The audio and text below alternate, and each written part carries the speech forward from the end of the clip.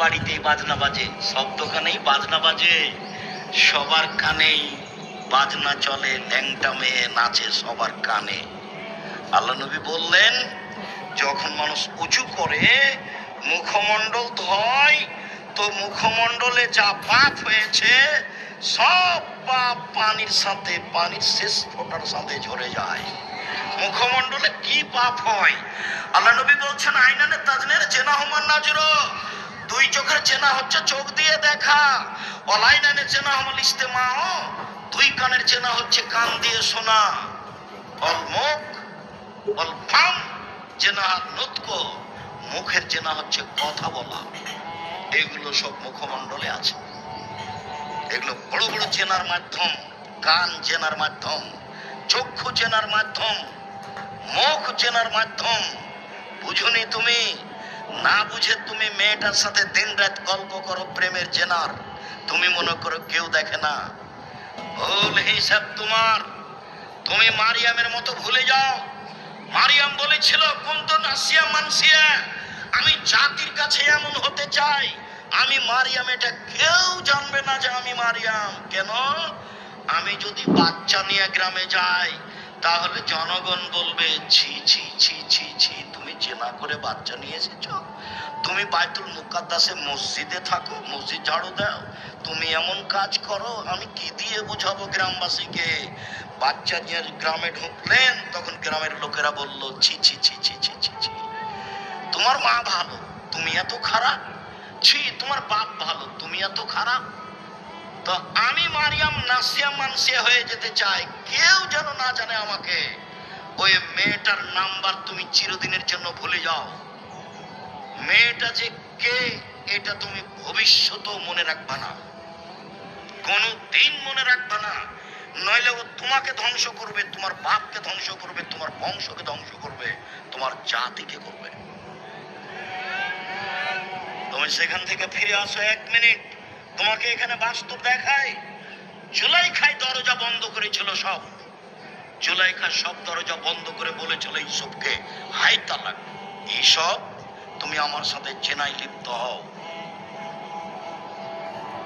তখন এইসব বলেছিলেন, মাআযাল্লাহ, আমি আল্লাহর কাছে আশ্রয় চাচ্ছি। বলো কি তুমি?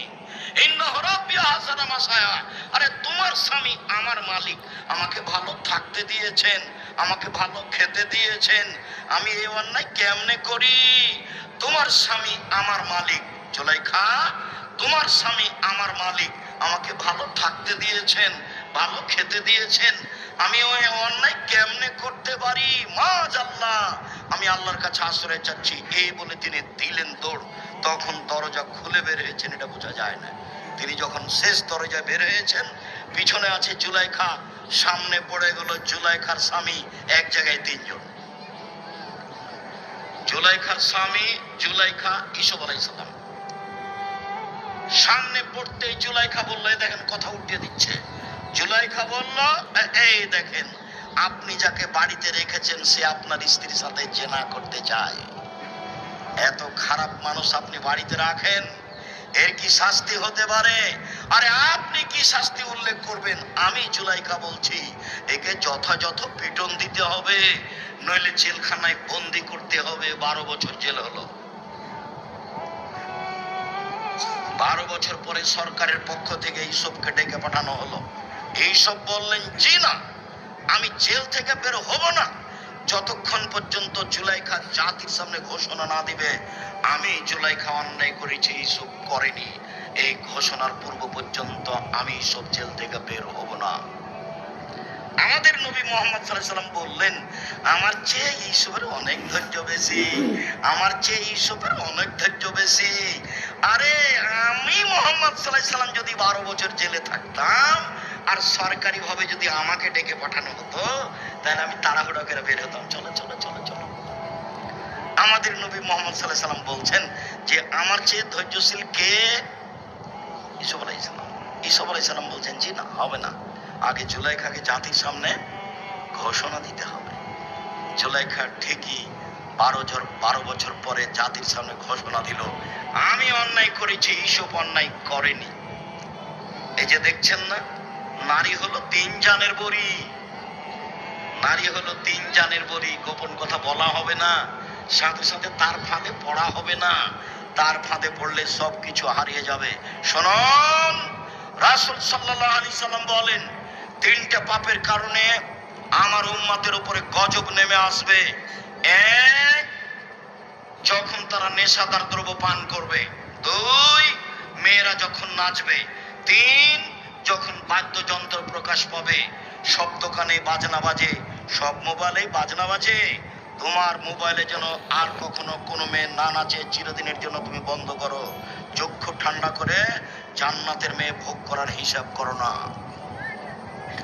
জান্নাতের মেয়ে ভোগ করা অত সহজ নয়, ওরা অত সাধারণ ভাবে নেই। আল্লাহ তাআলা বলছেন, ওরাকে আমি এমন ভাবে রেখেছি জিন কোনোদিন তাদের স্পর্শ করেনি, মানুষ তাদের স্পর্শ করেনি। ওরাকে ঝিনুকের মধ্যে লুকানো আছে, যখন তাদেরকে বের করা হবে তখন মনে হবে যে এরা ঝিনুকের মধ্যে লুকানো মুক্তা।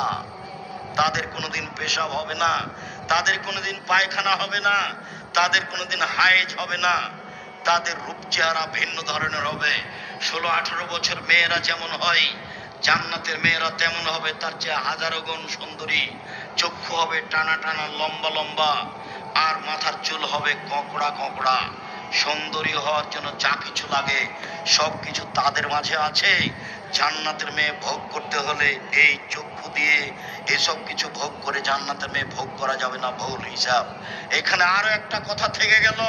আল্লাহ নবী বলছেন, সালাসাতুন লা ইয়াদখুলুল জান্নাহ আবাদা। তিন শ্রেণীর মানুষ জান্নাতে যাবে না, কখনো যাবে না।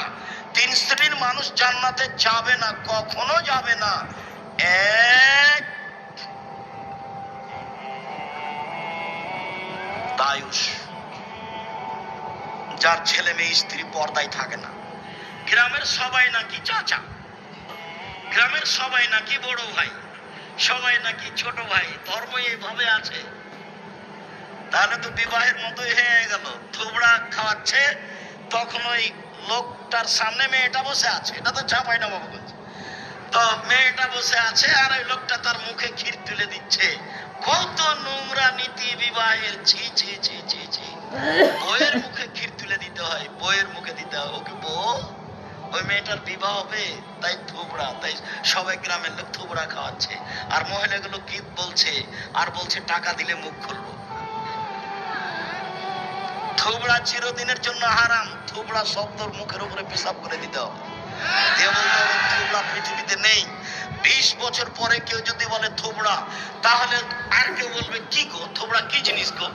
আচ্ছা, থুবড়া শব্দ কি তাহলে ডিকশনারিতে দেখতে হবে নাকি কি? সেটা এমন হতে হবে যেমন ডুলি বিবি শব্দ চিরদিনের জন্য হারাম। ডুলি বিবি শব্দ একবারে ভুলে যেতে হবে, ডুলি বিবি কোনো শব্দই নেই। বিবাহতে গিয়ে মাঝা খরচ দিতে হবে, এটা হারাম।